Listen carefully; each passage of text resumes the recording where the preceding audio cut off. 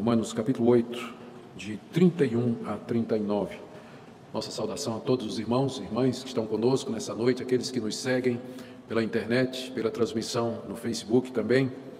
Queira Deus abençoar esse culto para a sua glória, para o crescimento do seu povo. Ouçamos a leitura do verso 31 a 39 de Romanos 8. Que diremos, pois, à vista dessas coisas? Se Deus é por nós, quem será contra nós? Aquele que não poupou o seu próprio filho, antes por todos nós o entregou, porventura não nos dará graciosamente com ele todas as coisas? Quem tentará acusação contra os eleitos de Deus? É Deus quem os justifica. Quem os condenará? É Cristo Jesus quem morreu, ou, antes, quem ressuscitou, o qual está à direita de Deus e também intercede por nós. Quem nos separará do amor de Cristo? Será tribulação, ou angústia, ou perseguição, ou fome, ou nudez, ou perigo, ou espada? Como está escrito, por amor de ti somos entregues à morte o dia todo. Fomos considerados como ovelhas para o matadouro. Em todas estas coisas, porém, somos mais que vencedores por meio daquele que nos amou. Porque eu estou bem certo de que nem a morte, nem a vida, nem os anjos, nem os principados, nem as coisas do presente, nem do porvir, nem os poderes, nem a altura, nem a profundidade, nem qualquer outra criatura poderá separar-nos do amor de Deus que está em Cristo Jesus, nosso Senhor. Até aqui a leitura da palavra de Deus. Busquemos a presença do Senhor, irmãos, em oração, por iluminação e compreensão. Estamos diante, Senhor, da Tua revelação escrita e pedimos, portanto, que o mesmo Espírito que a inspirou ilumine os olhos do nosso entendimento, para que vejamos as Suas maravilhas, as verdades aqui reveladas, e não somente isso, que inclines o nosso coração à obediência. Oramos por conforto, instrução, repreensão, educação, encorajamento, conversão, santificação, tudo de acordo com a necessidade de todos nós, que Tu conheces tão bem. É o que nós te pedimos essa noite, em nome de Jesus. Amém. Queridos, nós chegamos ao final do capítulo 8. Quando iniciamos esse capítulo, nós lembramos aos irmãos que o ponto do apóstolo Paulo aqui era assegurar os cristãos a respeito da sua redenção final, sobre a qual Paulo vem tratando desde o capítulo 1, ou seja, o capítulo 8 é um capítulo que tem como ponto central a segurança que nós podemos ter da nossa redenção em Cristo Jesus, que o Deus que começou a boa obra em nós, Ele haverá de terminá-la conforme Ele prometeu. Paulo, em particular, desenvolve esse ponto, mostrando o que o Espírito de Deus faz por nós. No início do capítulo 8, ele fala como pelo Espírito a justiça de Deus é aplicada a nós, a justiça de Cristo é aplicada a nós. Ele nos mostra como o Espírito Santo nos inclina a cogitar e pensar nas coisas de Deus. Ele fala como o Espírito Santo que habita em nós nos capacita a vencer a carne e o pecado e testifica ao nosso espírito que nós somos filhos de Deus, e termina falando que o Espírito Santo intercede por nós com gemidos inexprimíveis.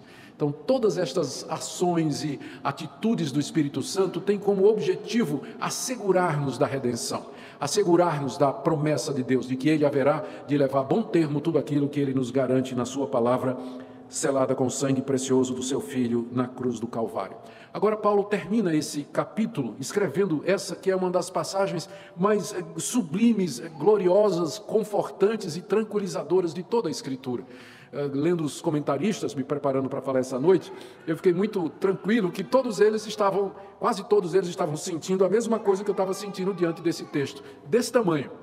É muita coisa. São verdades enormes, sublimes, que mal podemos divisar ou imaginar ou querer compreender no nosso entendimento.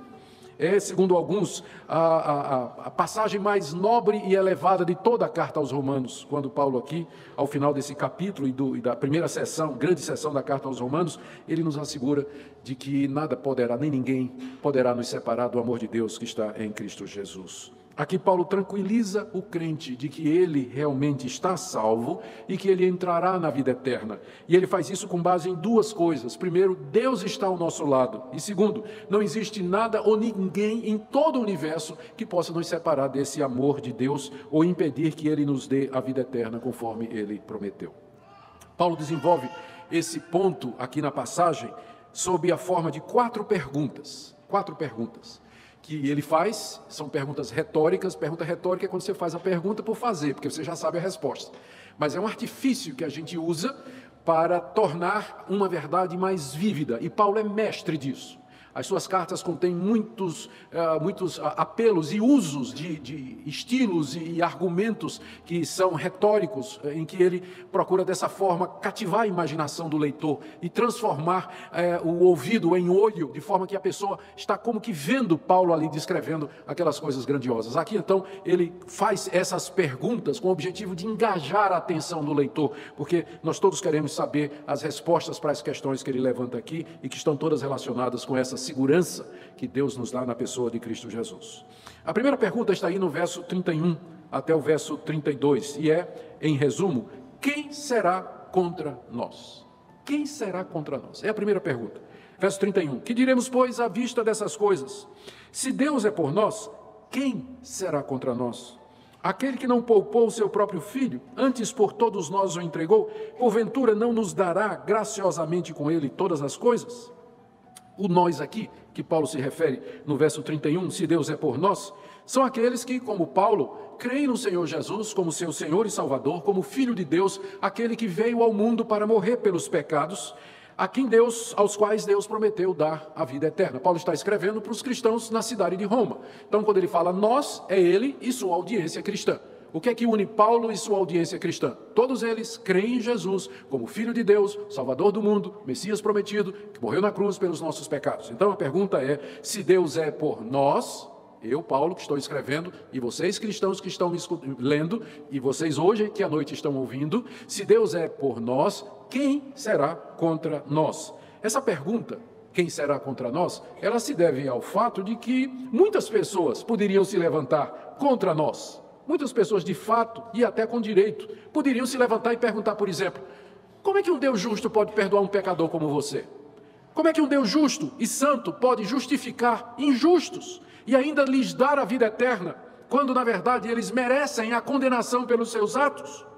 E por que vocês se consideram justificados e perdoados? Em que vocês são melhores do que os outros? Claro, muita gente poderia ser contra nós.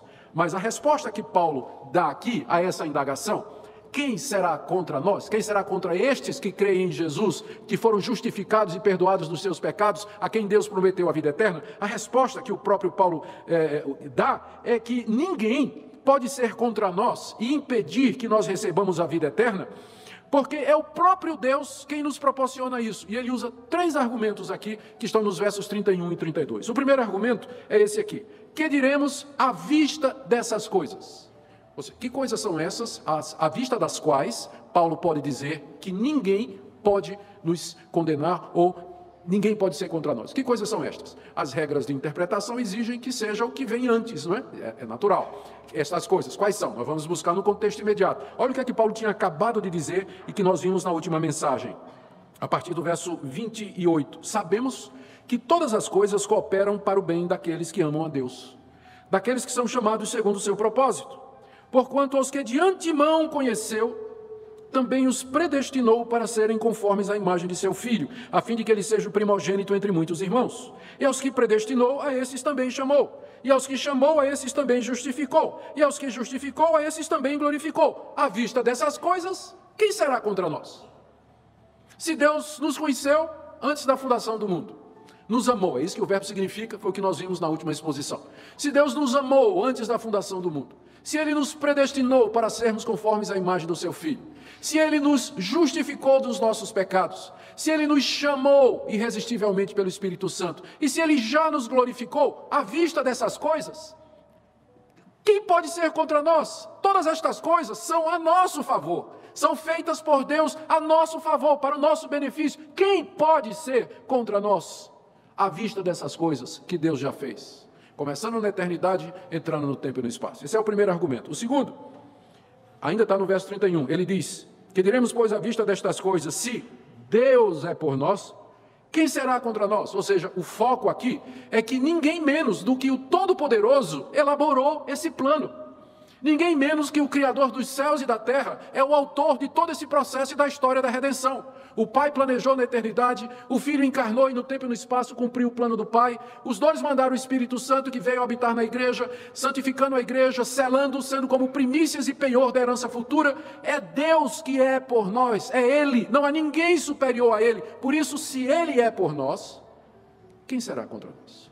Mas o terceiro argumento está no verso 32, é um argumento do maior para o menor. Tipo assim: aquele que não poupou o seu próprio filho, antes por todos nós o entregou, porventura não nos dará graciosamente com ele todas as coisas? É como se Paulo dissesse: o mais difícil ele já fez, então ele fará o mais fácil. Quem faz o maior, faz o menor. Quem dá um presente mais caro, com certeza dá um presente mais barato também.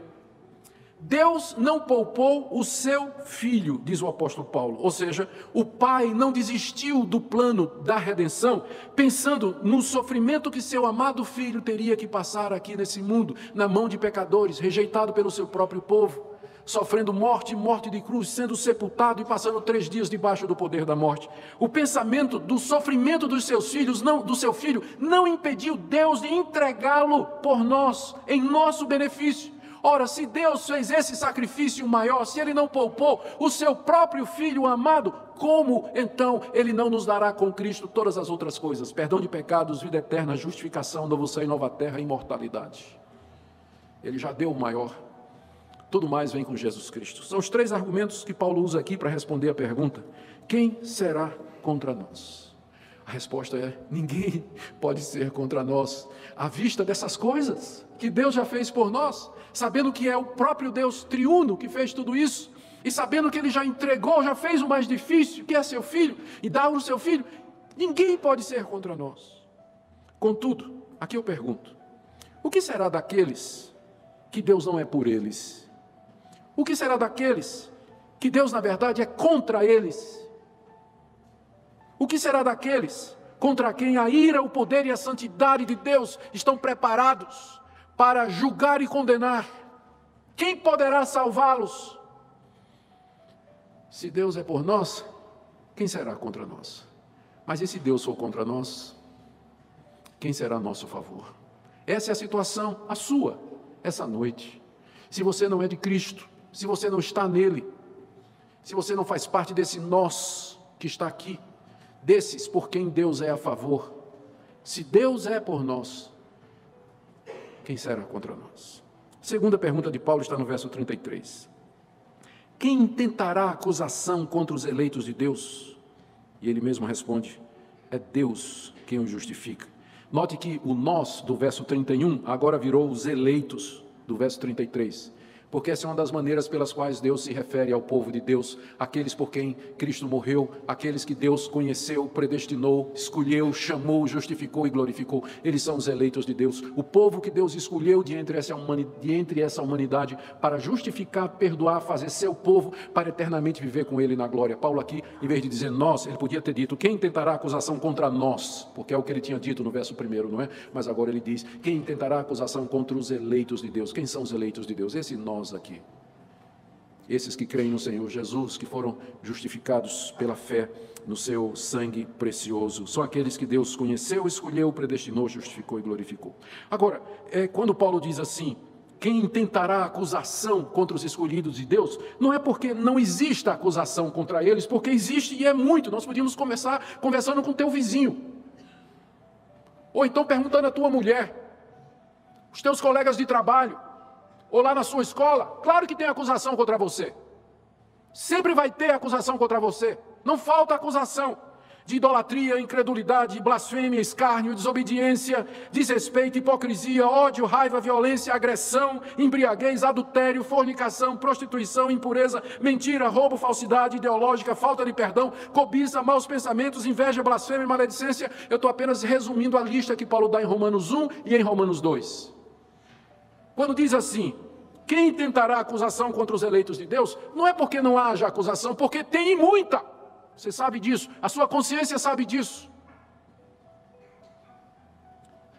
Mas a razão pela qual ninguém vai intentar acusação contra os eleitos de Deus não é porque eles não, de fato, mereçam ser acusados. Mas a resposta está no final do verso 33, porque é o próprio Deus quem os justifica. É o próprio Deus diante de quem essas acusações são feitas, que justifica os seus eleitos. Esse Deus contra quem eles pecaram e diante de quem podem ser acusados, esse Deus os justificou de todas as suas acusações. Deus lhes atribuiu uma justiça tão perfeita que nenhum homem ou anjo ou demônio pode encontrar qualquer falha. a ponto de que no dia do juízo não haverá absolutamente nada que possa ser levantado contra os eleitos de Deus. Não é que não haja, não é que eles nunca cometeram nada errado, mas é que Deus os cobriu com a justiça tão perfeita, que é a justiça do seu Filho, que ninguém pode intentar acusação contra eles, porque eles estão em Cristo e, portanto, plenamente justificados. É o próprio Deus quem os justifica. Por isso, ninguém mais pode tentar acusar os eleitos de Deus, os que creem em Cristo Jesus, de qualquer dos pecados que um dia eles cometeram nessa vida. E é por isso que eles podem ter certeza da vida eterna. A minha certeza de vida eterna não está baseada na minha santidade, na minha inocência ou na minha pureza, que certamente não existem. Mas está baseada no fato de que Deus me faz justo em Cristo Jesus, de forma que nenhuma acusação contra mim prevalecerá, porque é Ele quem me justifica mediante Jesus Cristo. Por esse motivo, eu disse, nós podemos ter certeza da vida eterna. Contudo, os que não creem em Cristo Jesus, os que estão em estado de rebelião e de incredulidade, eles estão debaixo de todas essas acusações, que vêm contra todos os pecados que eles já cometeram um dia na sua vida. E um dia eles vão ter que responder por todos eles. Que terrível estado do pecador impenitente, rebelde, incrédulo, que não se curva diante de Deus, não se humilha e não se rende sem condições diante do Senhor e Salvador. Essa pergunta, quem intentará acusação contra os eleitos de Deus? A resposta é ninguém, porque é Deus quem os justifica. Mas se feita com relação ao incrédulo, quem intentará acusação contra os incrédulos? A resposta é todo mundo, inclusive o próprio Deus. Terceira pergunta de Paulo, é basicamente uma continuação ou extensão dessa mesma, do verso 33, está no verso 34. Ele pergunta no verso 33, quem intentará acusação contra os eleitos de Deus? É Deus quem os justifica. Portanto, verso 34, quem os condenará? Não somente eles não podem levantar a acusação, como também não podem condenar. Não é que nós não mereçamos ser condenados, não é que não haja razão de sermos condenados. Os homens teriam razão de se levantar e nos condenar, porque nós pecamos contra eles, nós pecamos contra o nome deles, nós cobiçamos as coisas que eles têm, cobiçamos a mulher que ele tem, o marido que eles têm, cobiçamos os seus carros, os seus apartamentos, os seus empregos, a sua situação financeira, os seus dons, os seus talentos, há coisas no nosso coração que Deus conhece muito bem. Os homens poderiam se levantar e nos condenar.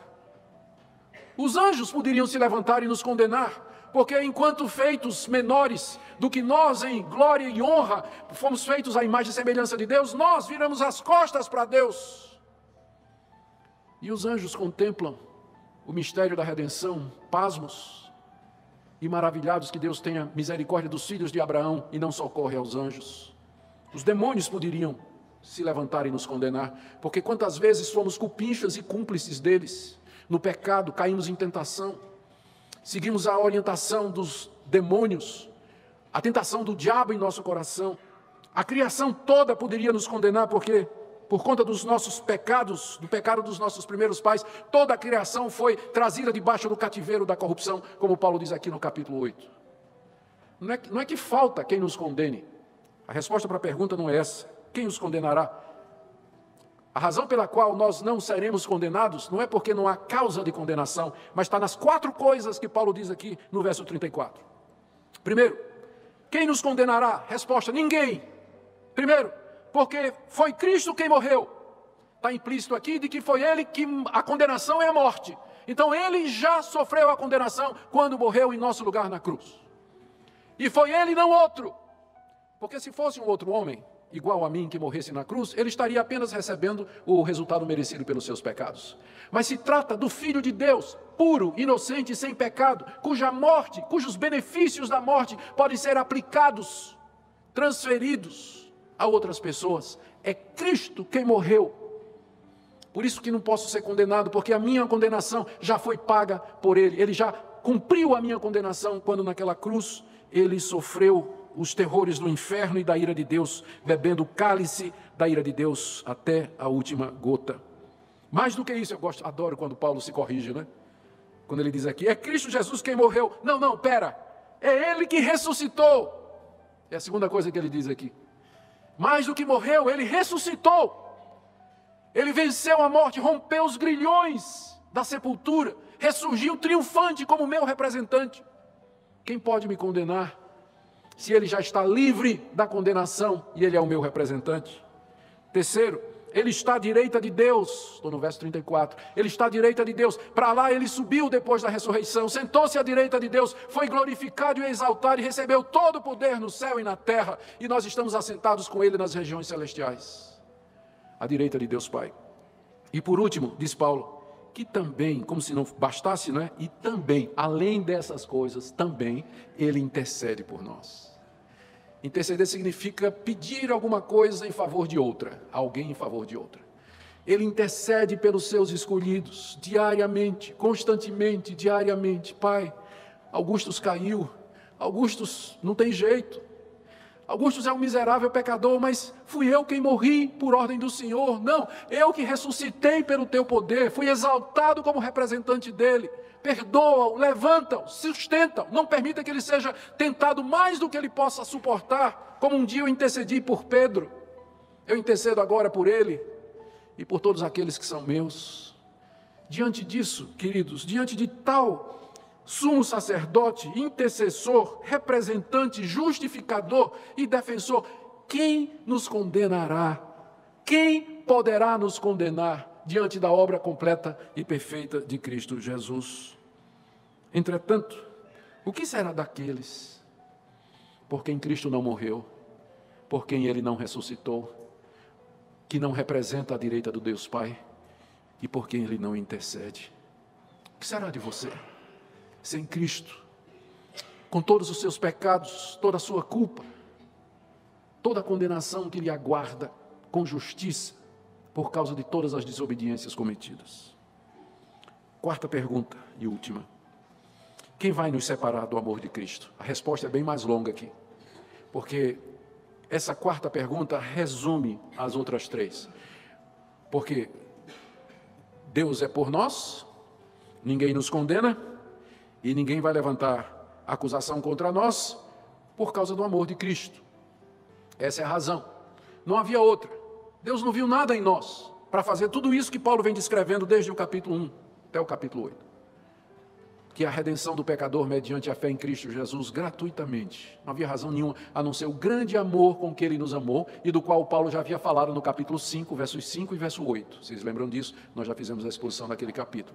Agora Paulo volta a falar do assunto. Diante disso, quem nos separará do amor de Cristo Jesus? Paulo aqui separa em duas listas aquilo que ele imagina que as pessoas poderiam pensar que nos separariam do amor de Cristo. A primeira lista está do verso 35 até o verso 37 e a segunda lista do verso 38 até o verso 39. A primeira lista, que é de 35 a 37, se refere aos sofrimentos aqui desse mundo, e que eram sofrimentos bem reais para o apóstolo Paulo e para os cristãos da sua época, quando estavam sendo perseguidos. Olha a relação deles aqui. São 7 sofrimentos mencionados a partir do verso 35. Ele pergunta no verso 35, quem nos separará do amor de Cristo? Só um pequeno detalhe. Ele pergunta, quem nos separará? Só que o que ele responde é o que não nos separa. É como se essas coisas aqui fossem gladiadores armados, cercando-nos, querendo tirar-nos a vida. Ele pergunta, quem nos separará? E aí a resposta são coisas, né? É como se ele estivesse personificando estas coisas como um enxame de soldados armados, inimigos salteadores que vêm contra nós. Quem nos separará do amor de Cristo? Aí ele pergunta, vem a lista. Será a tribulação? Tribulação aqui são os sofrimentos em geral. Será que a angústia pode me separar do amor de Cristo? A angústia aqui é aquela sensação que é causada pelas dificuldades que a gente enfrenta aqui nesse mundo. Será que é a perseguição por sermos de Cristo Jesus, que gera a pobreza, trazendo fome e nudez, trazendo o perigo de morte e de prisão, e finalmente a espada, a perda da vida pelo soldado, pelo executor romano? Será que os sofrimentos dessa vida presente, Paulo está descrevendo os sofrimentos que ele passa, será que esses sofrimentos, perseguição, pobreza, a ponto de não ter o que comer, não ter o que vestir, o perigo de vida e finalmente o perigo de morrer decapitado, será que estas coisas podem me separar do amor de Deus? E ele dá 2 respostas a isso. A primeira é que nós devíamos já saber que faz parte da nossa condição de povo de Deus sofrer aqui nesse mundo por conta da nossa fé. Ele faz uma citação aí no verso 36 do Salmo 44, verso 22, que é um salmo que descreve o sofrimento do povo de Israel. E o salmo diz assim, como está escrito, por amor de ti, somos entregues à morte o dia todo, fomos considerados como ovelhas para o matadouro. Paulo está dizendo, ser cristão é ser como uma ovelha marcada para morrer. Você não sabe quando vai ser, mas você está marcada para morrer. Uma hora dessa vai chegar lá a pessoa e vai, né, tirar a sua vida. Por amor de ti, somos entregues à morte o dia todo. Fomos considerados como ovelhas para o matador. Paulo está citando um texto que se aplicava a Israel no Antigo Testamento, está aplicando agora para o povo de Deus no presente, dizendo, nós somos como ovelhas marcadas.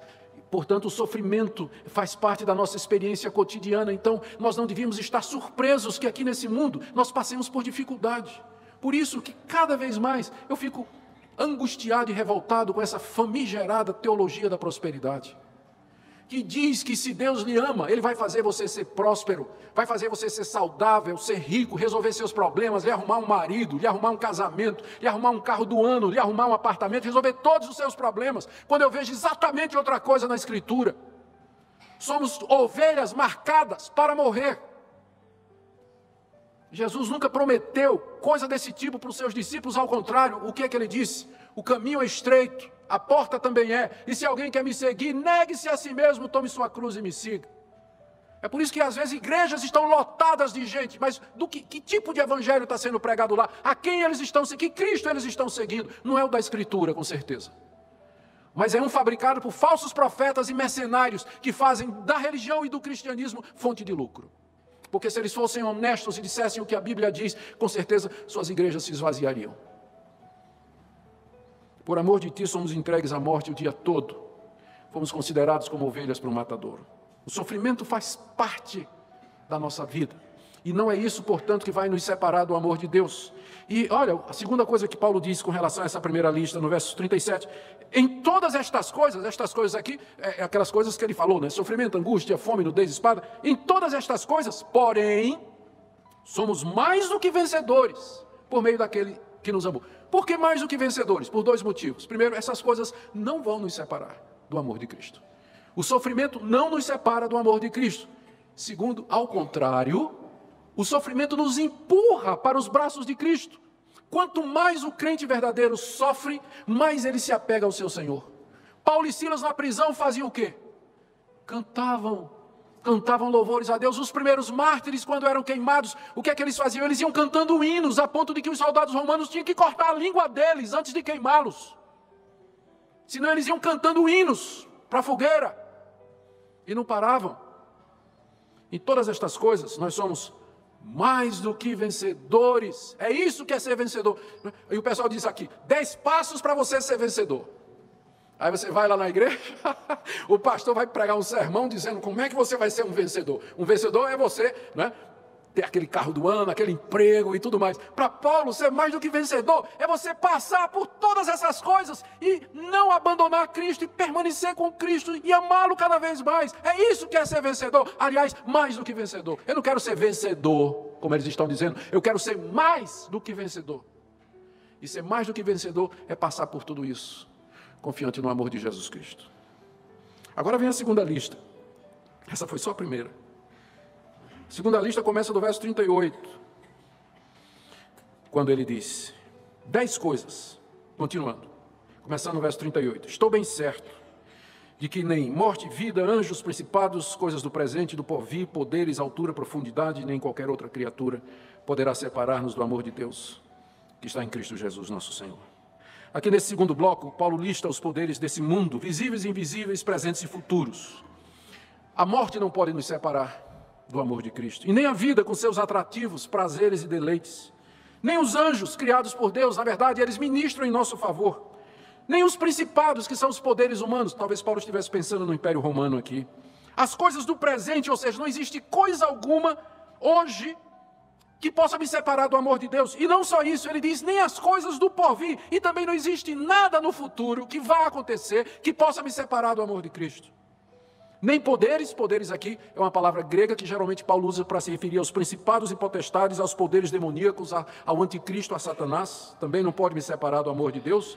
Nem a altura, talvez uma referência ao céu, nem a profundidade, o mundo lá embaixo com seus terrores, talvez uma referência ao inferno. Ou seja, o que Paulo está dizendo, ele está apontando para todos os lados, nem o futuro, nem nada no futuro, nem nada no presente, nem nada lá em cima, nem nada aqui embaixo, nem pessoas que eu posso tocar, que são os poderes desse mundo, nem os seres invisíveis, como são os anjos. E ele resume no final final do verso 39, dizendo: nem qualquer outra criatura, não há nada na criação de Deus, nada que Deus criou, que exista, que possa separar-nos do amor de Deus que está em Cristo Jesus, nosso Senhor.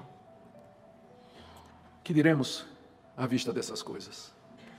Que diremos à vista dessas coisas? Meus irmãos, é aqui que nós baseamos a nossa segurança de salvação. É aqui que nós baseamos a nossa doutrina de que a salvação do crente, ela é eterna. Ela não pode ser perdida, porque ela é feita por Deus, é garantida por Deus. Estão aqui todos os argumentos. Eu não conheço uma outra passagem da Bíblia que tenha mais argumentos sólidos e convincentes, que nos assegurem de que a nossa salvação, ela é perfeita, ela é eterna. Uma vez amados de Deus, uma vez Cristo morreu por nós, que o Santo Espírito habita em nós, nada, ninguém pode impedir que Deus leve até o final aquilo que Ele disse que ia fazer, ter um povo para si, um povo a quem Ele vai dar a vida eterna, com quem Ele vai habitar no novo céu e na nova terra. É nisso que nós temos a nossa segurança. A minha certeza de salvação não é em nada que eu sou ou que faço, mas é em quem Deus é e o que Ele fez. Eu espero que nessa noite você tenha essa certeza e você tenha essa segurança. Você diz assim: pastor, como é que eu faço para saber? Eu entendi, mas eu não tenho muita certeza.